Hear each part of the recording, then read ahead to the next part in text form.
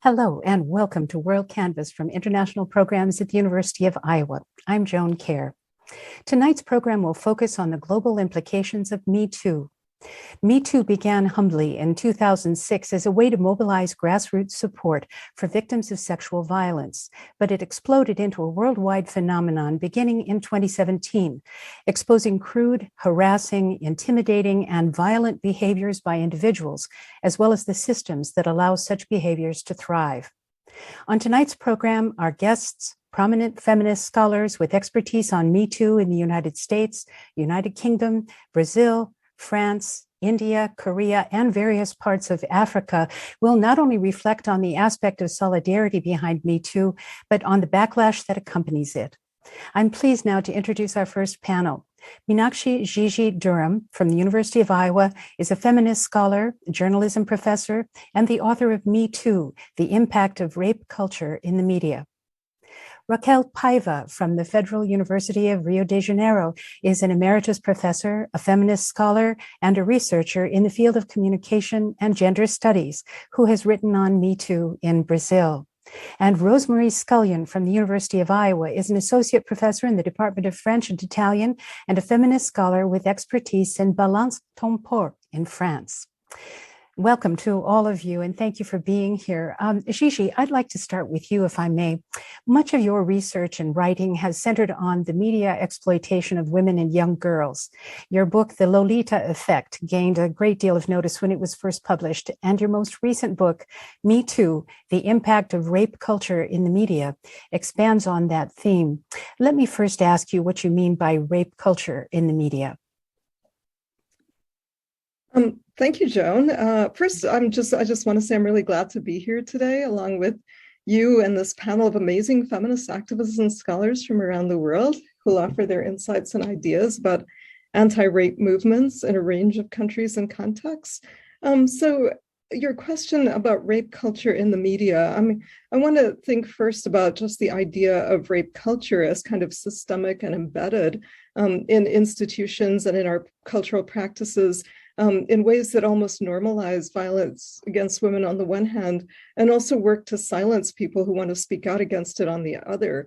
And so I've written quite a bit in the book about how the institutions themselves had various mechanisms in place that, especially media workplaces, that allowed sexual assault and harassment to continue for decades without being reported or being publicly acknowledged. And there were a number of institutional practices that actually tended to, in one sense, acknowledge the fact that, that sexual violence was endemic to those workplaces. But on the other hand, had set up, a whole sort of battery of systems that prevented survivors, mainly women, from being able to report in any way, from HR departments that did nothing, or from actually no HR departments, nowhere to go to report, to, what are called catch and kill strategies, where certain publications would pay, especially women who had been the victims of assaults by famous men, for their stories, and then never publish them, bury them, make sure that they never went public, to non-disclosure agreements that prevented women from speaking to anyone about these assaults, to anyone, not even their partners, not even a therapist. And so, non-disclosure agreements are, really, draconian in a way, because they acknowledge the fact of the incident. So, it's not, there's no question that these assaults were actually happening, and that these work sites were aware of these incidents. But on the other hand, the non-disclosure is, a very serious and severe way of making sure that the information never got out, and the predators and the assaulters were never brought to justice in any way. And so when we talk about rape culture, we're looking at those sorts of practices, those kinds of institutional mechanisms that are, I'm speaking here first about the workplace, but they also ripple throughout society. And there are myriad ways in which, the culture tends to blame victims, to silence them, to shame them, and in another sense, to allow sexual violence to continue unchecked. Mm-hmm. Why do you think the Me Too hashtag has become so powerful and ubiquitous? What is it about this moment in time and this hashtag? Yeah, I know, it's really interesting. Well, I think I would just want to, sort of clarify a few things, before I sort of get into the hashtag, because I think these days we tend to use Me Too as an umbrella term to refer to revelations of sexual harassment, discrimination, abuse, assault, and other forms of sexual violence. But the moniker of Me Too is kind of shorthand, and it may eclipse the fact that movements like this have been underway for decades, as well as the variances in sexual assault and abuse in different spaces, places, cultures, contexts. And I just want to emphasize here that Me Too did not start with the hashtag. It didn't start with the US film actor Alyssa Milano's tweet, and it doesn't end there either. So really, I'd like to, note first that the term Me Too and its use in the context of sexual violence was coined by an extraordinary African-American woman, Tarana Burke, who was creating spaces and methods of healing for especially young girls of color who had experienced sexual violence, but had no way to first even identify it as such, and second, to find the resources and safe spaces for healing from it. Her work began in the late 1990s in communities of color. I think she needs to be recognized as the founder of this movement in the United States. So why did the hashtag go viral? So I really do want to think about that. It's important to note, I think, that hashtag generated more than 2.3 million tweets from 85 countries in its first week, more than any other, even though there had been other social media campaigns for sexual assault survivors before that. Tarana Burke has actually graciously described that tweet as a lightning bolt that gave life to the movement she started. I think something about that particular tweet, maybe it was the moment in time, maybe it was the timing. I think in a sense, the tweet followed a lot of activism that had happened, not only in the United States, but around the world, but the women's marches had happened shortly before that, the famous Pussy Hat marches in Washington, DC, and also around the world. So, people were sort of acutely aware of the issue, right around that time. But also, I think it's really essential to note that sexual violence is widespread. It's endemic to virtually every society and culture. Current WHO statistics indicate that globally, about 1 in 3 women worldwide have been subjected to either physical and/or sexual violence in their lifetime. 1 in 3. And it's harder to find the numbers for men. The sexual violence is vastly underreported among male populations, but it's thought to be around 1 in 6 globally, probably higher. And sexual violence among trans communities are shockingly high at 50%. I'm quoting the US Office for Victims of Crime, and it's likely to be very high in other countries as well, depending on the context. So sexual violence is experienced by people of all genders and sexualities. The incidence is even higher for those who are people of color, people with disabilities, children, people who are trans or non-binary, people who are homeless, people who are incarcerated, people who are refugees, others in precarious and vulnerable positions. And I think it was just that, that widespread, occurrence of this crime and the sort of the awakening, the consciousness raising that had been happening in the months and years before that kind of came together in this hashtag. Mm-hmm. You've already spoken to this a little bit, but I wonder if you could say a bit more. How do culture and context affect experiences of sexual violence and the resistance to it? Yeah, I think one of the things to really think about is the fact that the research indicates that some survivors are more, seen as more credible than others, and the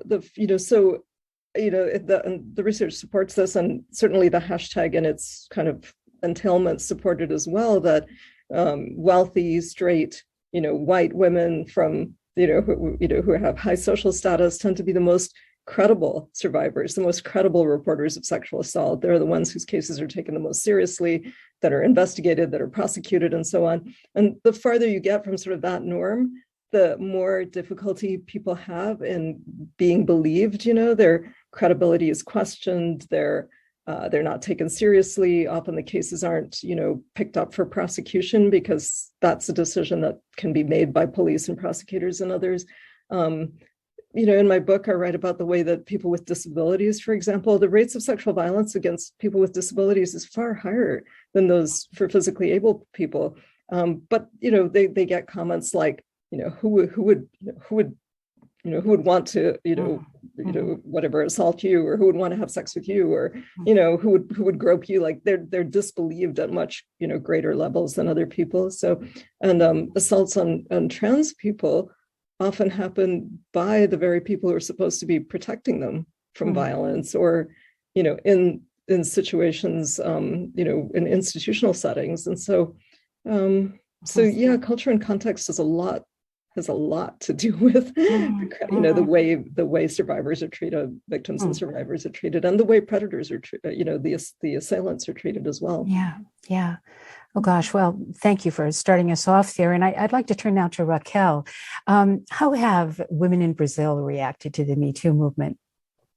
Oh, first of all, thank you very much for having me and inviting me to be part of this wonderful table. In Brazil, Me Too represented a strong and new energy for the denunciation of harassment, rapes, and feminicide. And added to the movement that had just emerged in the country with numerous groups in 2017, and which also preceded the election of the current president, which has been a setback in all aspects. We have had cases of harassment involving actors in TV shows, but it is important to emphasize that all these movements involving the media were very important because the population of poor and Black women, and also other groups such as LGBTQIA+, found the strength to denounce years of suffering. In Brazil, this movement started in 2014 with a lot of hashtags movements. Through these various movements, have women felt more empowered to report incidents of sexual harassment and sexual violence than was the case before these public movements? I think so, exactly. We can say that world environment was creating which women and groups felt more confident to denounce the violence they have suffered.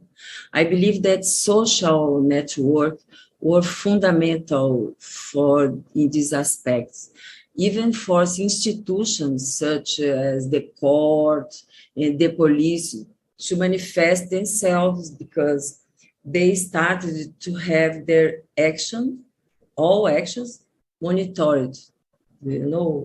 I think it's the number rising. When a woman, recognizing that social status makes a difference, that color makes a difference, but when a woman does come forward to report a charge of sexual violence, what happens? What would be the traditional path?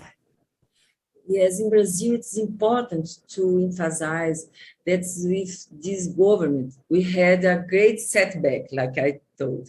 But all the discussion forced by campaigns such as Me Too and many other local movements has worked to support the denunciation. And today, there are numerous networks. This is really important to fight and support women and the other groups. This is very important issue because before all these movements, violence in general was mute, like Gigi told us, by shame, fear, and economic pressure. It's still not an easy path. There is a lot of hostility and blame on part of the society, but there are also support and protection network for these women. Today, we have many groups, especially in the favelas, that work to overcome the institutional fragility of receiving denouncements the difficulties in accessing health services, and the lack motivation on part of families groups. It happens. This network also provide financial support. It's really important. The fight against gender-based violence now in Brazil is on the agenda for all feminist groups in the country. We know the numbers continue to be alarming and have gotten worse during the pandemic time. Like as many women have lost their jobs, is the majority, and stay indoors if they're abusers. Last year, 4 women were killed per day. So gender violence is on rise in Brazil, with a high number when racial and economic issues are added. Black and poor women suffer more violence than the others. Yeah. In a communication we had before the program, you told me that Me Too has triggered a new look at issues that had been generally accepted within the culture, that reflected in such things as soap operas, music, and movies, attitudes and portrayals that weaken women and encourage bad male behavior. Could you go into that a little bit more? Oh, so nice. This is a very, very serious problem because our entertainment in general, we know about it, perpetuates crystallized thoughts in society's imagination. And these productions need to be reviewed, in my opinion. For example, last week, the famous Brazilian singer Chico Buarque decided to give up singing a song because he considered it had sexist aspects. And soon the same disposition was followed by other composers. I believe we have to act on this front as well, because gender violence is a structural violence, as Gigi very well conceptualized. And for that reason, we also need to work on education level of boys and girls, in my opinion. You mentioned the political situation in Brazil that you said has been a setback for women's rights. But in terms of the wider political and social sentiment, and also within the area of industry, are industry leaders stepping forward to say it's time for us to make some changes? Yes. For example, we have a specific legislation about this, and it's not too old. It's recent, 30 years old, like the most famous Maria da Penha law. But we need to recognize the large volume of campaigns, and with many of them reaching the court, there are still many underreporting cases. A lot. And this government also had like a setback in this area of punishment. A lot of problem with this. And with the process going slowly and evolving cases, all the cases, feminicide, rape, domestic violence, all these cases are growing in a slow way. Well, thank you very much for that. And I think now we'll turn to Rosemarie and ask you to tell us a little bit about the Me Too movement in France, the French equivalent to what we in America call Me Too. Tell us something about Balance ton port. Balance ton port. Well, first, I'd like to thank Gigi for inviting me to participate and to give the French perspective on this, which I think is actually quite fascinating, both for the movement, for the juridical response to the movement, to the backlash, and then the implications for the French film industry, where Harvey Weinstein was explicitly implicated. So the French corollary to the Me Too movement was launched in October 2017, at the same moment that it was occurring here, by a journalist whose name was Sandra Muller, and her hashtag was Balance ton port. So that tag has been translated really well in the American press as squeal on your pig or expose your pig.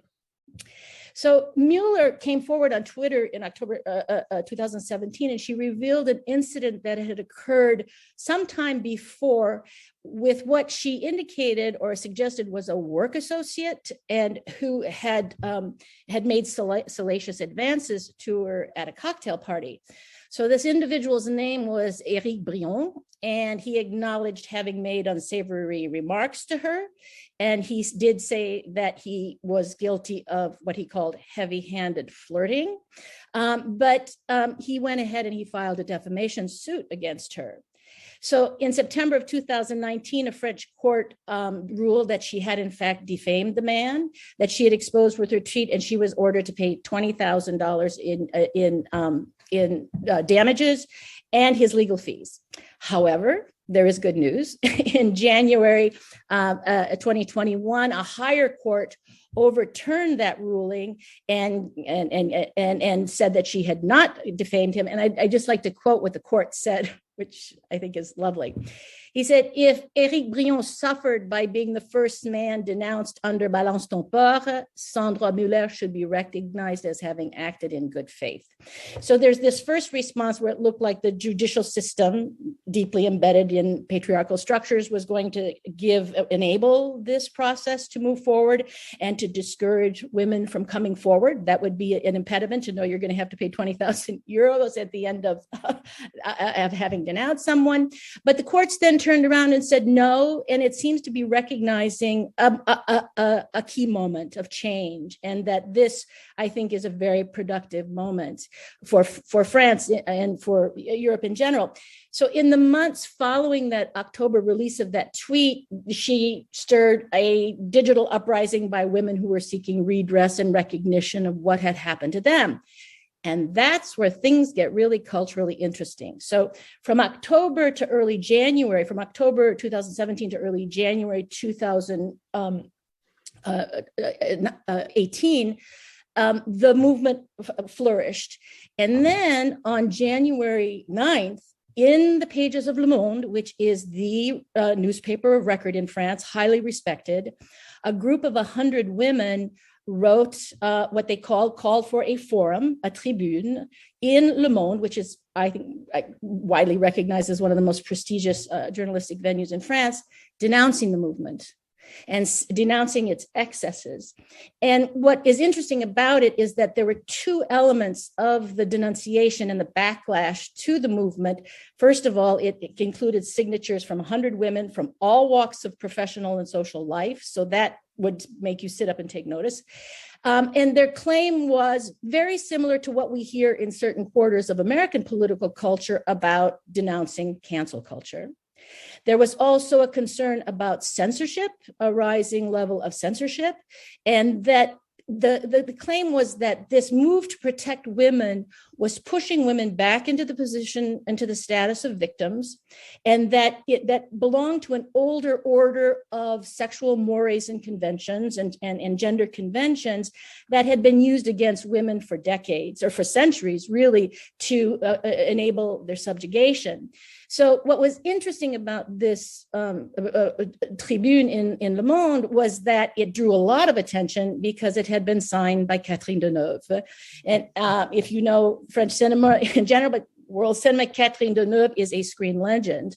And she came of age in the early 1960s when the New Wave cinema was flourishing and where the New Wave filmmakers were making a demand for sexual emancipation part of the project of reforming the culture.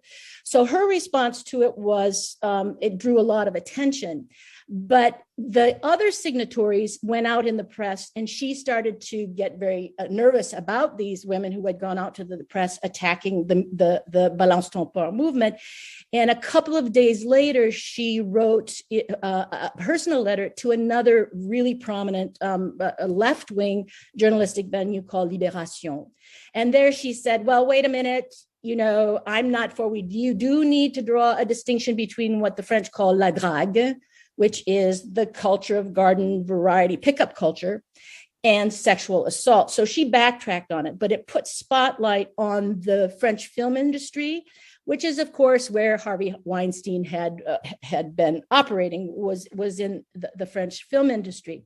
So what was really interesting about what Le Monde did, and that I really appreciated as I went back and looked on this, is they gave a forum very quickly, opened that forum up, and they called one of their journalists to do an interview with one of the most renowned, respected feminist historians in France, whose name is Michel Perrault.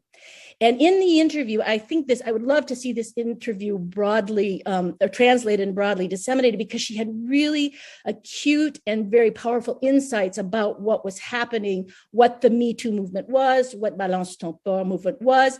But she said in the title of the article of the interview, she said that she was sidérée, which was flabbergasted, gobsmacked by the lack of solidarity shown by the women, those 100 women, with the other women who were reporting it. And what she said, just because it didn't happen to you doesn't mean it didn't happen. And that these very evolved, very well-educated women who had signed that document were turning a blind eye, and perhaps to advance their own career interests in whatever way they were doing so. She said what is really wrong about this is this absence of social solidarity. What was even more remarkable that I really loved about the statement is she said the Me Too movement is an événement. It's an event in history. And she linked it back to the movement since the 1970s for reproductive rights, against rape culture, against domestic violence, and she said the statistics on this are all still overwhelming today. And what she was arguing, and very powerfully, was that this is a turning point in history, and that what these women needed to recognize that the women who were rebelling were part of a long tradition in French society of demanding equal rights for women. And so it was lovely to see that response, and for Le Monde to have given her such a prominent forum in which to have enunciated that. Terrific. We only have a couple of minutes left, but I wonder if you could share an incident you told me about that happened recently, vulgar catcalling incident on the streets of Paris, which was captured on video, and a man who actually assaulted this young woman who stood up to him, and what that has turned into, that whole episode has turned into in terms of present day France. It's really very exciting, not what happened, of course, but I see it as this sort of third moment. You had the Balance ton port movement that came in the fall of 2017, the controversy with Catherine Deneuve in the film industry in early 2018. And then in the summer of 2000, you could see the discourse percolating throughout the culture. And the scene was just in the 19th arrondissement in Paris. A woman was coming back from work and a man grunted at her. And she responded, she thought under her breath, with ta gueule, which means shut up. Okay. And she thought she was just going to do her thing and move on. The man picked up a glass ashtray and threw it at her and missed her just by a few inches.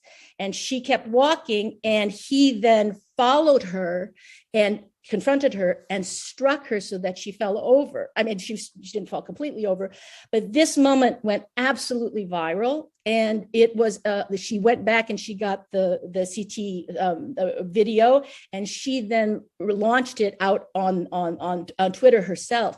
And it went around France, around the world. And what was great about it is that it coincided with France's, they actually have a Ministry of Cultural Equality, and Marlène Schiappa, as her name, had been spearheading a move in French legislature to impose fines for this kind of street harassment.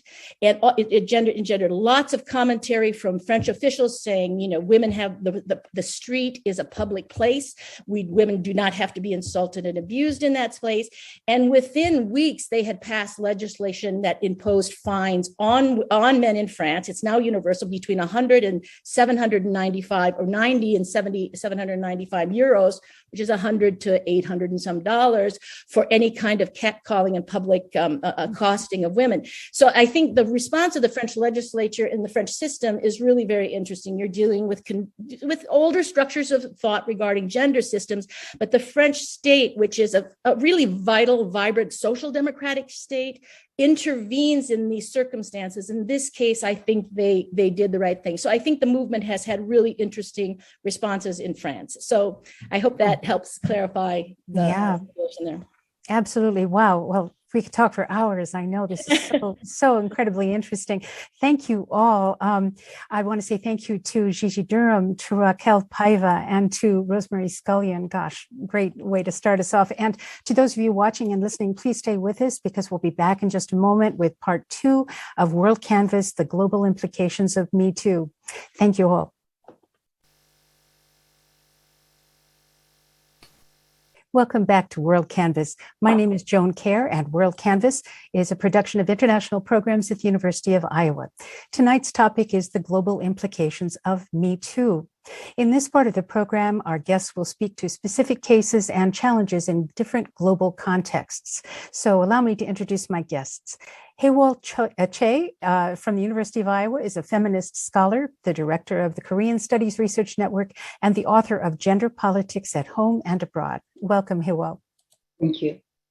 And Dinfin Mulupi from the University of Maryland is a PhD student who has written on sexual harassment and violence in Kenya, Nigeria, and South Africa. And welcome to you, Dinfin. Thank you. Mm-hmm. And our third guest is Rachel Phillips, a PhD student at Cardiff University and a research fellow at London South Bank University, who's conducting research on media coverage of MeToo in the United Kingdom. Welcome to you, Rachel, and thanks for joining us so late in your time zone. Hi, Haewol. Yeah. Can you tell us, how has the MeToo movement been received in Korea? Yeah, first of all, thanks so much for the invitation. It's such an honor to join this fantastic panel today.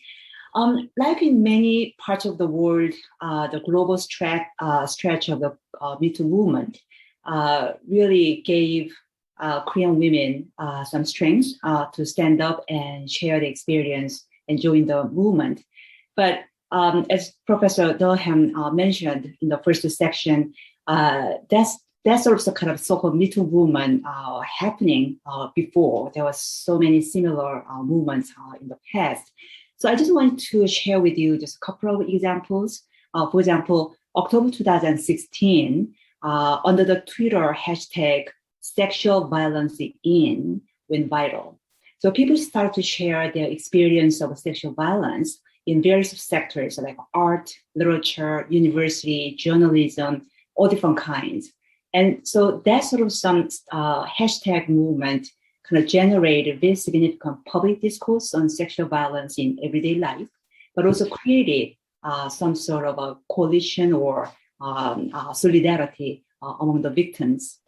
The other example I'd like to mention, and also I personally think probably most prominent and historically significant precursor to the current MeToo movement is related to military sexual slavery during World War II. So during the war time, a large number of Asian women, many of whom were Korean women, were drafted by force to serve Japanese soldiers on the battlefront. And of course, they had a just horrendous experience during the wartime.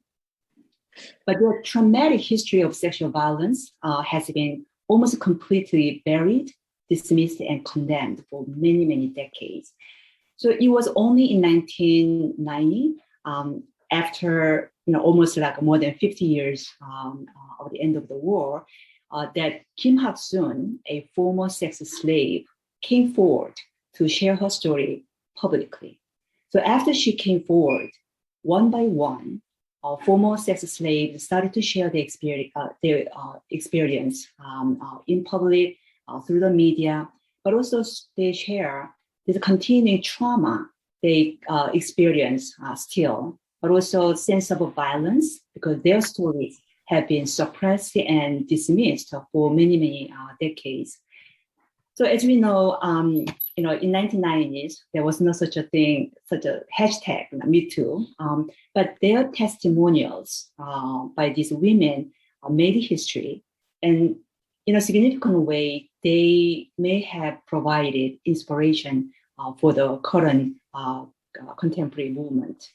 But also I wanted to mention that these sexual slavery system and the victims, they also created this kind of global movement, creating international coalition of activism among scholars, NGOs, lawyers, and students in order to redress the violence and stigma that these women had been subjected to. Mm-hmm. And am I correct in thinking that there is an appalling name given to these women? They were comfort women. Is that the term that was used? That is true. And I intentionally avoid the use of that term. Yes. Women. I mean, literally, we kind of comfort these Japanese soldiers, but it is so demeaning and so inaccurate. But I think you're absolutely right. Conventionally, popularly known as so-called comfortable women, and that debate and that controversy is still going on. And who knows? Mm-hmm. Mm-hmm. Yeah, thank you. Are there any particular features of Me Too-like movements in Korea that make Korea particularly interesting in this discussion? Yeah, it was really fascinating to hear some of the cases in Brazil and France and US in general. And so there are some kind of common experiences, but also I feel there are some unique aspects of the Me Too movement in South Korea. And the first one is the Me Too movement in South Korea took off after public prosecutor Seo Ji-hyun went public in a TV interview to share her experience of sexual harassment by her superior in the Ministry of Justice. And so that was January 29, 2018.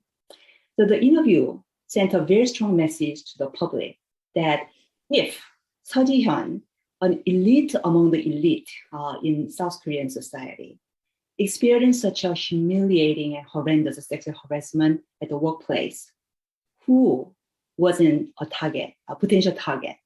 So that really, I mean, her interview really opened the door to virtually every woman to talk about sexual violence and harassment in their lifetime. Mm-hmm. And also in that interview, she mentioned that it took her 8 years to come forward because for a long time, she was wondering whether she did something wrong. But eventually, she actually realized it's not her fault. There is systematic, institutionalized, and also ongoing sexual violence everywhere in our life. Mm-hmm. Mm-hmm. Another feature of the Me Too movement I wanted to mention is this glaring tension among progressive intellectuals, politicians, and feminists when some of the most iconic public figures of social justice movement have been accused of sexual violence. I want to emphasize these iconic figures of social justice. They've been accused of sexual violence. And I think in some sense, I mean, just as kind of a quick background, now South Korea is enjoying a thriving democracy, but for a long time, South Korea was a military dictatorship from 1960s and to early 1990s. So during that time, those who involved in or participated or lead democracy movement, they were jailed, they were tortured, sometimes they were killed. So those who survived the tremendously turbulent political transformation to democracy are held up almost like heroes or more or less bearers of morality, high moral standards they have. So they were kind of icon of social justice and democracy.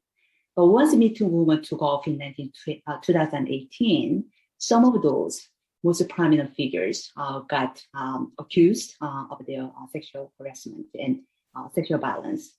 They include some very prominent presidential candidate, a former mayor of Seoul, capital of South Korea, and was a very renowned poet who has been annually nominated for Nobel Prize in Literature.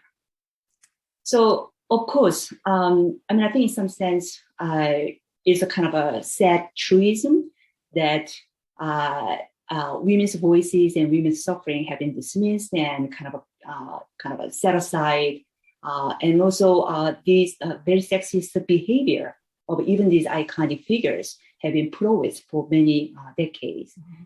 But still, the revelation of this kind of horrendous history of sexual violence committed by these iconic figures has sent really strong shockwaves. But also their stories also make it kind of and pretty clear that we have a very long way ahead of us. Mm-hmm, mm-hmm. Yeah, thank you. Knowing the culture of South Korea as you do, how notable is it that those in this movement, and going back many, many years, all of these women who have stepped forward in very difficult circumstances to say things that were maybe whispered quietly before, maybe not spoken out loud ever. What does that feel like to you, knowing that this is now happening? You know, as a gender historian, I have been always struggling to find women's voices in archives. Oftentimes, their voices and their experience, their lives are kind of it's not there. But excavating and kind of trying to putting things together to create a story, to imagine what kind of life they had. So this has been a constant kind of a struggle for feminist historians and many other scholars here. So when these women came forward and sharing tremendously horrendous history, the experience of sexual violence, and so this is a kind of another example. We learn what it means to bring out some of those tragic stories to light, and what challenges and opportunities we have, what actions we need to take to make progress toward gender justice. So this is a kind of a very clear reminder of the what is ahead. But also, I just wanted to mention that nowadays, or at least in recent decades, some people think that feminism is obsolete. But this MeToo movement has been such a powerful reminder of the still strong, very strong, and ongoing, unchanging androcentrism embedded in virtually all aspects of life, work, and relationship. Mm-hmm. Wow. Thank you so much, Hywol. That's so helpful. And I think now we'll turn to you, Jinfin. And I wonder if you can tell us about your research into various parts of Africa and sexual violence as it appears and as it is dealt with, or perhaps not dealt with in these places. I wonder if you could start with your knowledge of South Africa. Thank you so much for having me here. This is a very important conversation. My research has focused on South Africa and a few other African countries, primarily on workplace sexual harassment, particularly within the media industry, as well as analyzing how rape and other forms of sexual violence are reported in the media. I've also been looking at how African feminists are using digital tools. And when we think about the MeToo movement and specifically the hashtag explosion in 2017, we did not see a massive uptick in Africa, similar to other parts of the world.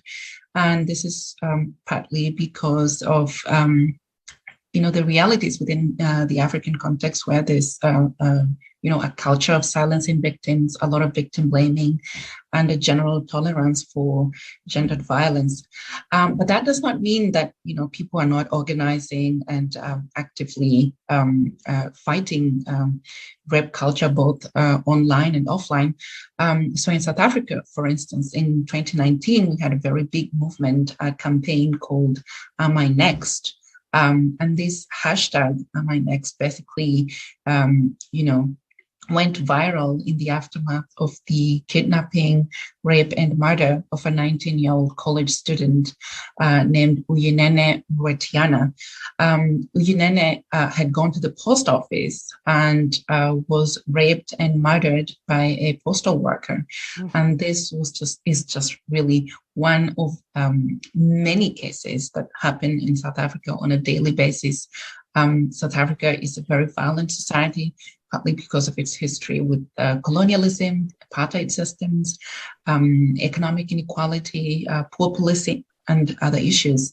According to data, it has one of the highest rates of sexual violence and femicide in the world. So about 116 rapes are reported per day, and a woman is murdered every 3 hours in South Africa. So a lot of women, were coming on social media to ask, am I next? And this movement really grew offline as well. There was a lot of marches and demonstrations in front of Parliament, across university campuses, on the streets.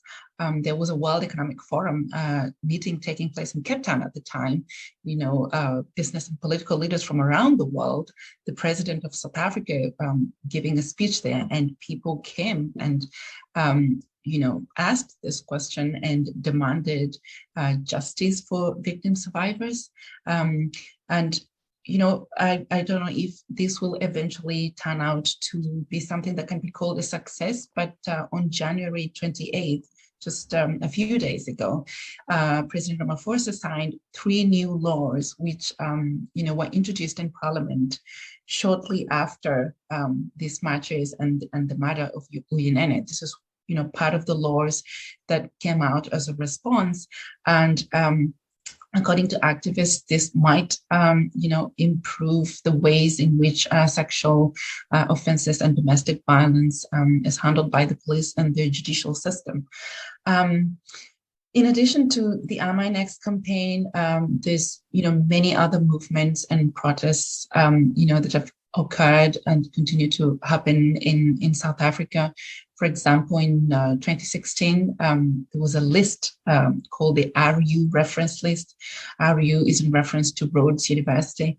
And basically this list was a list of, potential people suspected to be offenders. And really this movement, again, was challenging rape culture and abuse within university campuses. There was another movement called #Men-or-Trash movement. So we've really seen quite a bit in South Africa in terms of women and activists organizing online and offline to challenge rape culture and to demand justice and to have their voices heard. And I know you've also been studying these issues in Kenya. And I understand there was a recent case in which a prominent person in the media was fired after victim blaming on the air. Can you tell us more about that situation? Yeah. Now, I should mention that one of my studies focused on Kenya was a survey on the experiences of sexual harassment within newsrooms. And what we found was that 80% of our survey respondents, female survey respondents, stated they had experienced sexual harassment at least once in their workplace. So this is something coming from colleagues and bosses. And 40% say they had experienced it more than 5 times. So we already know from our research that sexual harassment is pervasive within newsrooms in Kenya. But this recent case is rather unique in the sense that we actually saw action happening within days, which is why I thought it would be interesting to talk about. So a very prominent radio presenter, someone who was a very big profile, a celebrity, and his 2 colleagues, hosting a morning radio show.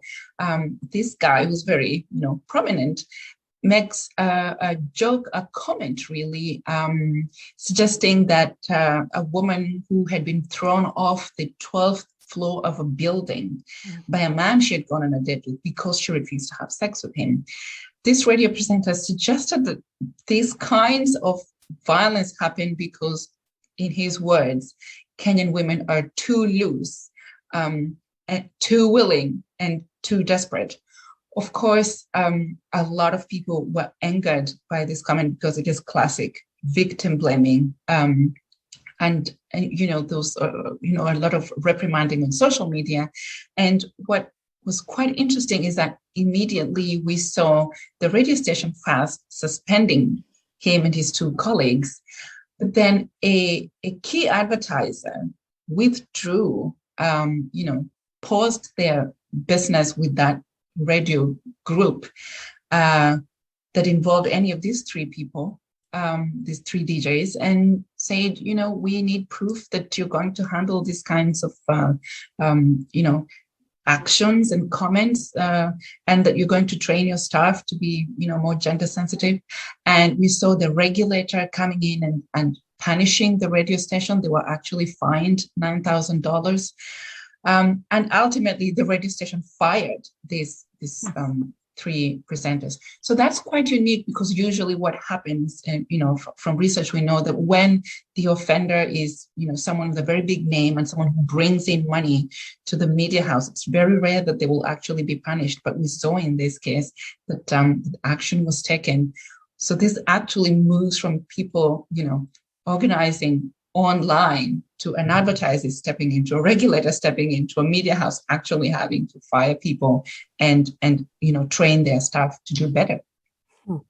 Yeah, terrific. I know there are other examples we could talk about in other parts of Africa, but I wonder if we should go to Rachel next. And if there's time, maybe we can cycle back to a little more of that, Jean Phing. So Rachel Phillips, thank you very much for joining us today from the UK. I thought I might just start up by making the statement that, as we all know, many people in America here know that there is a very active and vicious tabloid press in the UK. They were operating long before Me Too. But I wonder how this kind of transnational movement against harassment and sexual violence has been portrayed in British media, both the tabloid press and the more traditional, respectable press. So again, first of all, thank you so much for having me here. I am honoured and slightly terrified to be amongst such wonderful, generous scholars. And I just want to start off what I have to say today by briefly resting on the laurels of Sarah de Benedictis, who did a paper on exactly that, looking at the first 6 months of coverage. And one of the most interesting things that I pulled out of that is that kind of nearly a third of all the stories that she looked at were by a singular tabloid newspaper called the Daily Mail. And actually, of that coverage, half of it was sort of broadly positive in a very vague and non-specific sense, but broadly supportive of the Me Too movement. Whether that is broadly supportive of feminism in general, a different question entirely.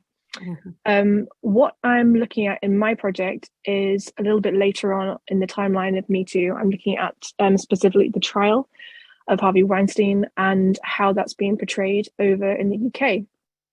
And overall, I've found that kind of across all newspapers, there's been a focus on positioning it as at the very least, an overseas problem. It's not a British problem. It's something that happens over there. And a lot of times it's specifically referred to as an American problem. Lots of references to Hollywood and the media environment without much consideration or even just comparison to a British context. I've also noticed that there are a lot of opinion pieces that refer to other industries, even during this time where coverage was meant to be about the trial. It was meant to focus on what are very specific events within the timeline of a trial coverage. There were lots of references to whether other industries were having their Me Too moment. There was a few incidents in football, for example, and there were just an incredible number of backlash articles. Is it time's up for Me Too? Is this the end of Me Too? Like if Harvey doesn't end up going to jail, is that a failure of this political movement? And that is a question that became a lot more resonant with me in a very problematic way, because I found myself falling into this trap of feeling like there should be some kind of judicial consequences without really thinking more deeply about what that means in terms of policing. And it's something that I've seen there be kind of a lack of critical interrogation of, even in the wake of things like the George Floyd protests in the US, Black Lives Matter in the UK, the kind of very difficult to deal with anti-protest laws that have been passed in the UK as a result of those kind of in-world reactions and kind of extensions of online political action. And it's a very difficult thing to address, I think. In the papers as well, there was a lot of kind of hand-wringing about the jury selection and the idea of people serving this judicial process being somehow influenced by taking part or even just knowing about digital activism. Like the idea that if you had heard of the Me Too movement, that you shouldn't be serving on Harvey's jury, or the idea that if you'd even heard of the people or the defendant, even was a question that was asked at the jury selection. Have you heard of this man? You know, do you recognize him? That you should be kind of pushed aside from participating in that process. Mm-hmm. You know, you shared with me a case that I'm afraid I really haven't followed and don't know a lot about, but the case of a young woman who was murdered, a terrible case, Sarah Everard. And I wonder if you could briefly tell us what happened to Sarah and what has happened since in terms of the person who has been found guilty and so on. But then this protest question arises in relation to the case of Sarah Everard. Yeah, so I mean, it's never been fantastic, but we are kind of in the midst of a real epidemic of femicide at the moment in the UK against women. To name a few high-profile cases, we've had Sarah Everard, Sabina Nessa, Bieber Henry, Nicole Smallman, Aisling Murphy. A few of these names would be more familiar to you than others, probably. And the reason I mentioned Sarah Everard in my emails to you was because, for me, it really brings to light these dual demands of desiring and needing to abolish, defund, or reimagine the police state at the same time as being in the middle of this epidemic of fatal male sexual violence and not having appropriate avenues to recourse for that, whatever those avenues might be. And the reason that I think the horribly tragic case of Sarah Everard is a case that brings that into focus is because she is a young woman who was raped and killed in March of 2021 by a serving police officer, Wayne Couzens, who was afterwards fired, obviously. And she was arrested at the time under the pretense of breaking COVID-19 regulations. As a kind of direct response to that, there was a memorial that was organised, I believe, by Sisters Uncut in London, which was attended by a lot of people, but it was broken up by the police and several people were arrested at this kind of peaceful memorial. And there are a lot of quite distressing photographs and videos of this happening. And it really eroded a lot of confidence in specifically the Met and the London police, and a confidence in our police commissioner Cressida Dick, who has been called, there's quite a good hashtag about it called Dick Out, which is calling for her resignation. So yeah, I've been looking at that case a little bit as well, and trying to figure out where that fits in the UK's context of digital activism, kind of protest culture on the streets, and how we can do those things as well under the constraints of a pandemic, and what effect it has when kind of digital avenues of protest are minimized and kind of told in the press that they don't achieve anything and that it's pointless and it's armchair activism and it's collectivism and selectivism, when also we're not allowed sometimes to go outside of our houses and to meet up with people outdoors. So what options do we have? Yeah. Wow. Well, thank you, Rachel. We have just a moment or two. Would anyone like to add anything further before we break for this segment and move into the next one? I am so grateful for these stories from many parts of the world and for your expertise. So thank you very much, Rachel Phillips, Joan Kjaer, and Dinfin Mulupi. Thank you for being with us. And to all of you watching or listening, stay with us. We'll be back in just a moment with the final panel to discuss the global implications of Me Too. Thank you. Thank you. Welcome back to WorldCanvass from International Programs. My name is Joan Kjaer, and this is the third segment of our program on the global implications of MeToo. In this final part of the program, our guests will be considering the upsides, downsides, and the future of transnational solidarity. Joining us are Adrienne Wing from the University of Iowa. She's a law professor and the director of the University of Iowa Center for Human Rights. Thank you, Adrienne, for being here. Our next guest is Pallavi Guha from Towson University. She is a journalism professor and the author of Hear Me Too, with expertise on Me Too in India. Welcome, Pallavi. And we bring back Gigi Durham. You met her in our first segment from the University of Iowa.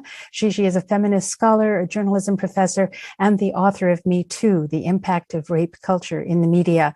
And this is a good time to say thank you, a very, very big thank you, Gigi, for helping us assemble such an amazing group of guests this evening. So thank you. And Adrienne, let me go to you first. When we talk about sexual harassment and sexual violence, the response to it and the search for justice, it can be tempting to speak in generalities. Is that a mistake? Well, first, thank you for having me. I join all my fellow panelists in thanking the organizers, especially Gigi, and you, of course, Joan. And this has just been fantastic. I'm so excited to be in the last session. So, yes, it is a problem to speak in generalities. I'm an American, and I discovered at a very young age when they were talking about all the women, they weren't necessarily talking about Black women. And when they talked about all the Blacks, they were not necessarily talking about Black women. So what you're getting at is there's the problem of essentialism. It's easy psychologically and lazy to just say, oh, well, this happens to all women, or all Blacks or Latinos or all Brazilians or French or whatever group you're talking about. But that's not very useful. I'm the editor of two anthologies. One is called Critical Race Feminism, and the other is Global Critical Race Feminism, both from NYU Press. And these anthologies focus on the status of women of color, whether they be U.S. Women of color or globally, whether they are women in the developing world or women who could be from the developing world who are in European or other countries.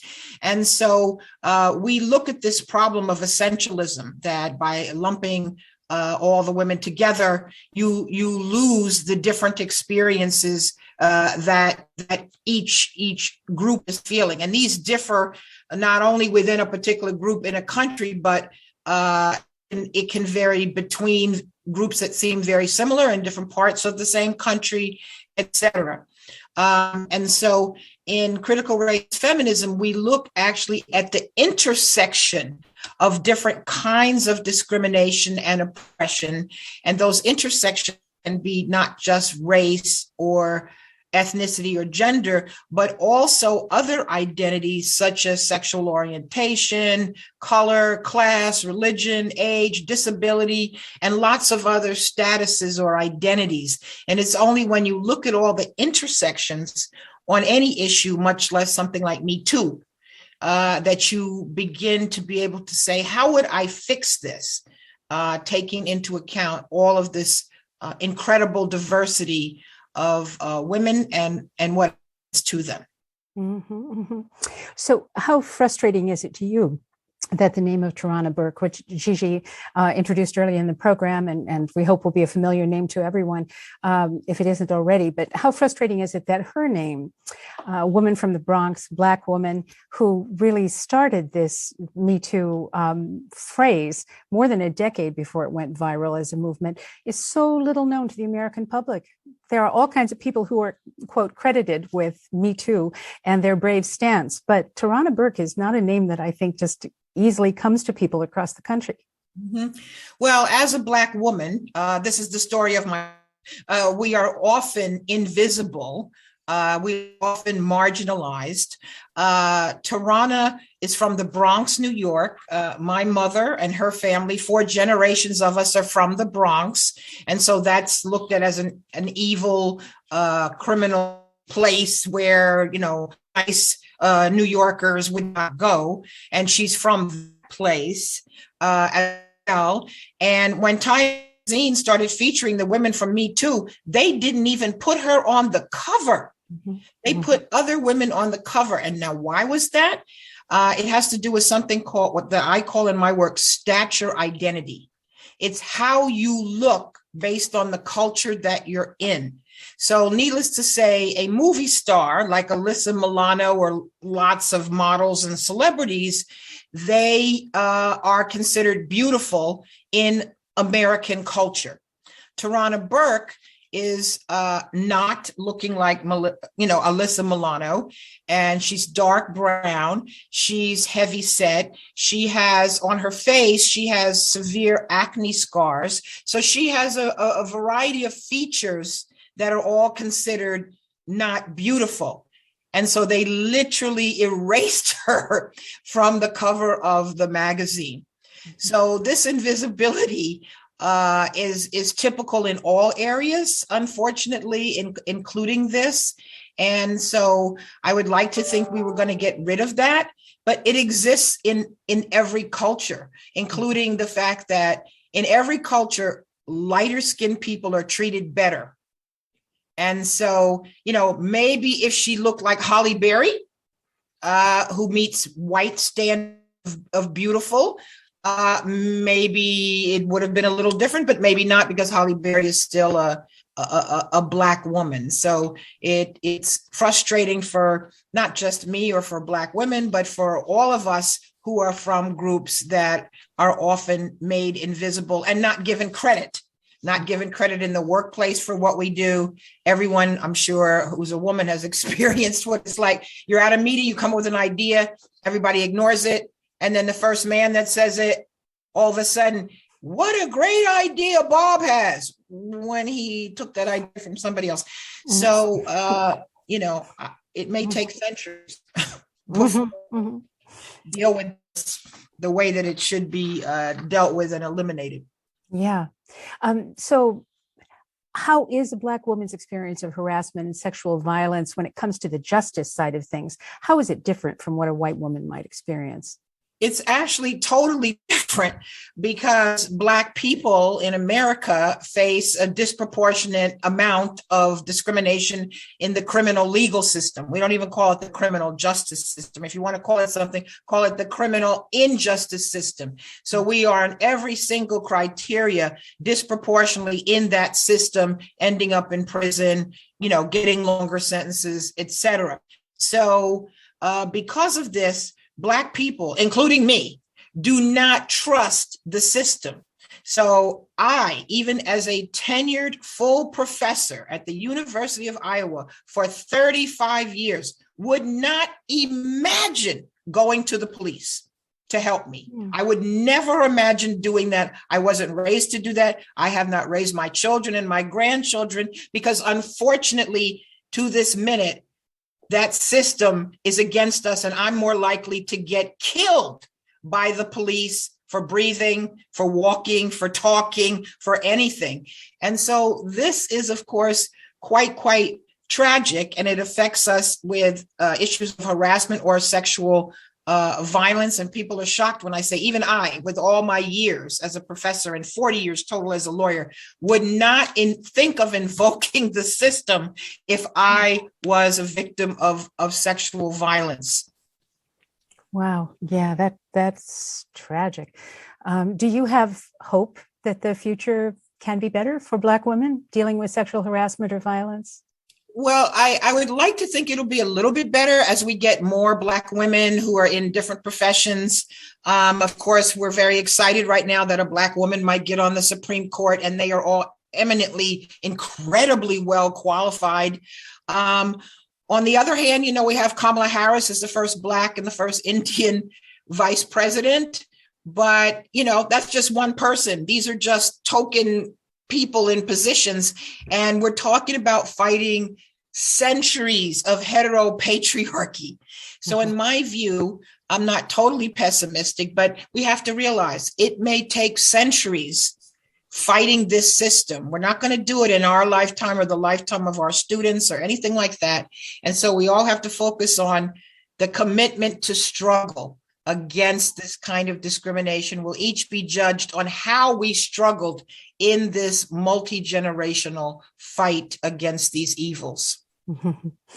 Well, thank you. Thank you, Adrian. And now I'd like to turn to Pallavi Guha, and your research into Me Too takes us to India.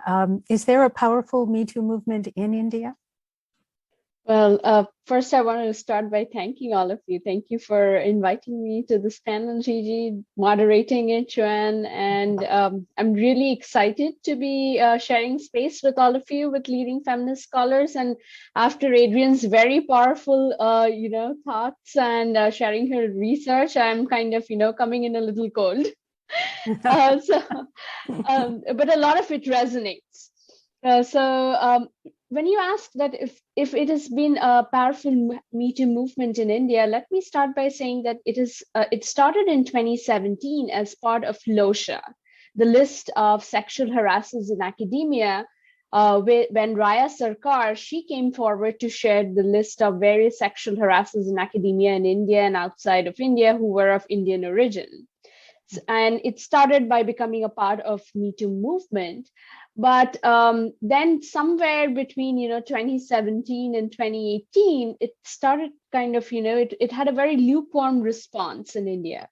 Then in 2018, when the hashtag Me Too movement, India movement started, specifically when Sandhya Menon, she started that hashtag, shared it on Twitter, focusing on sexual harassment and sexual assault in newsrooms, in the media industry. That is when it started picking up.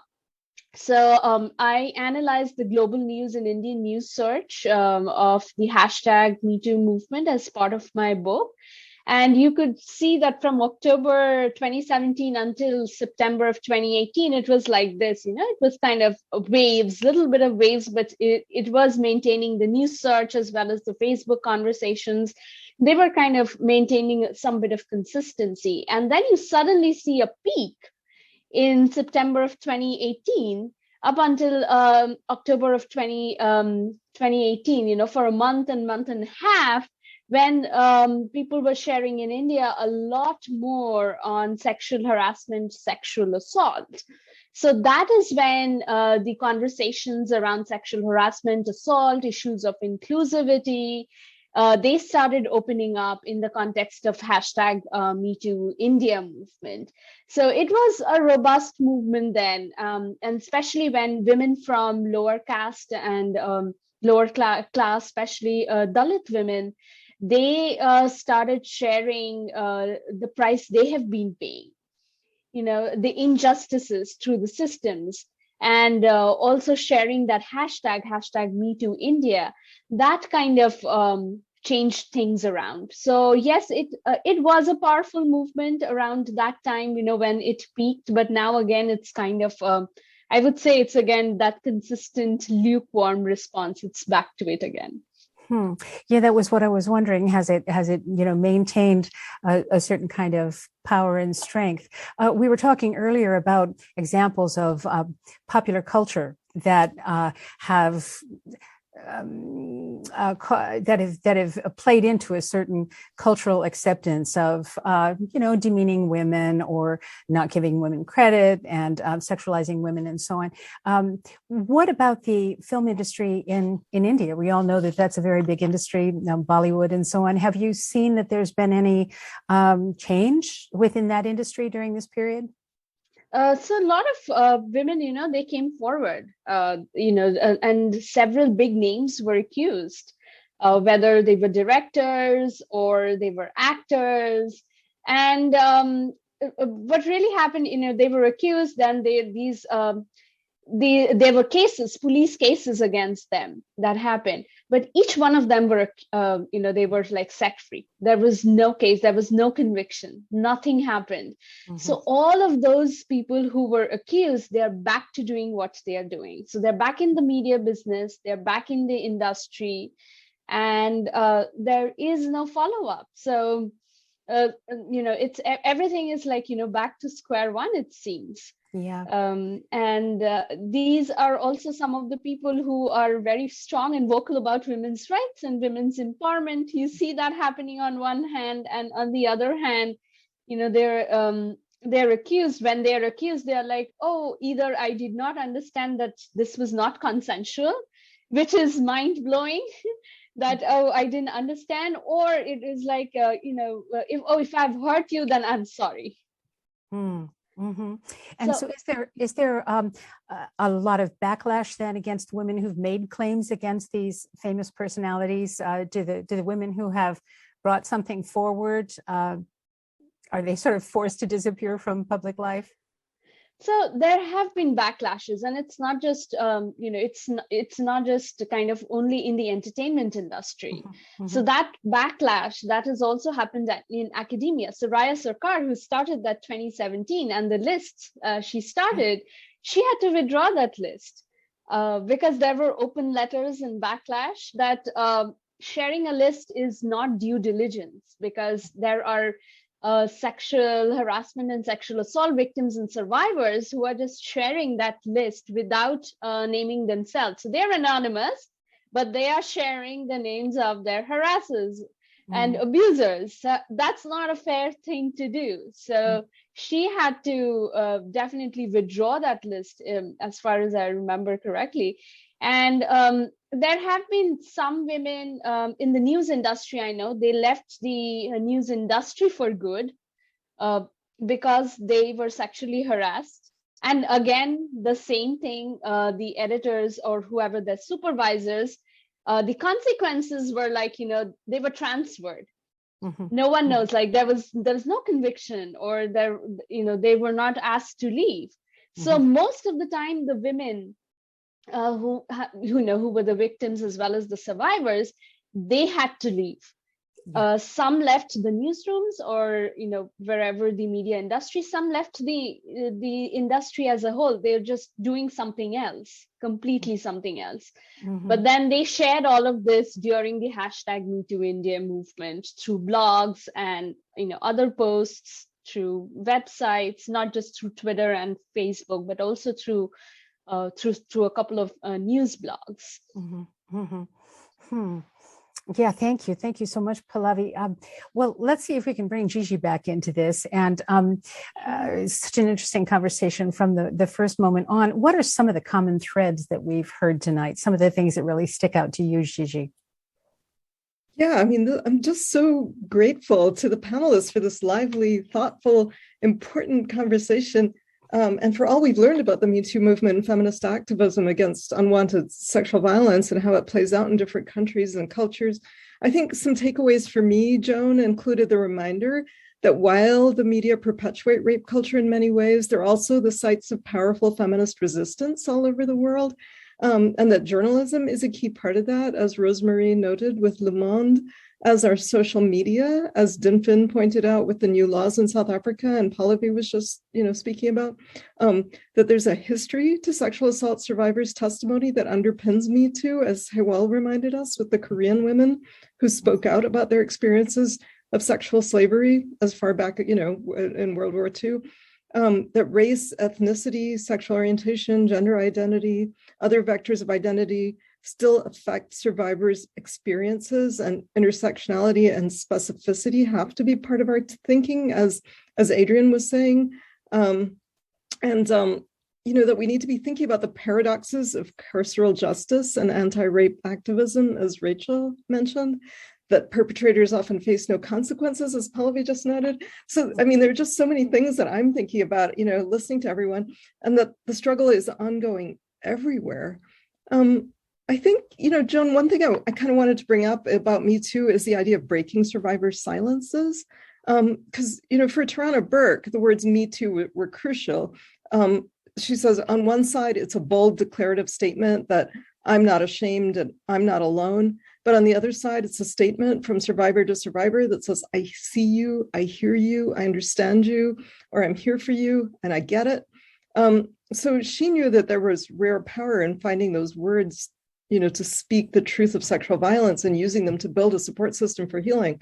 But, for the most part, her work was about finding the support in safe private spaces and building connections among survivors in those private places. But by contrast, when Alyssa Milano sent out that tweet and all these social media movements we're talking about, that's out there, that's in public. And I think there's really a key difference between private healing and public speech.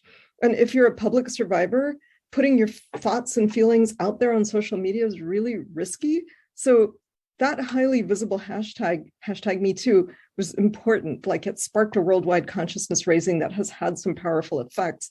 I think without victims feeling empowered to go public, people like Larry Nassar and Harvey Weinstein would never have been convicted. And I think we're all inclined to take sexual violence more seriously as a consequence of the public nature of this movement. But it was easier and safer for people like Alyssa Milano and Ashley Judd and Megyn Kelly, or for Olympic gymnasts, to publicly disclose their assaults. And I think even for these people, it took a long time. It was really difficult. But then when you think about, they were protected by their fame and wealth. But when you think about how much blowback that public disclosure brings to, other people, more marginalized people, people of color, and, people from LGBTQIA communities, that has the effect of re-traumatizing and re-silencing. So one thing I feel like we need to talk about is how to make disclosure safer for people who are already vulnerable and who are already more susceptible to sexual violence.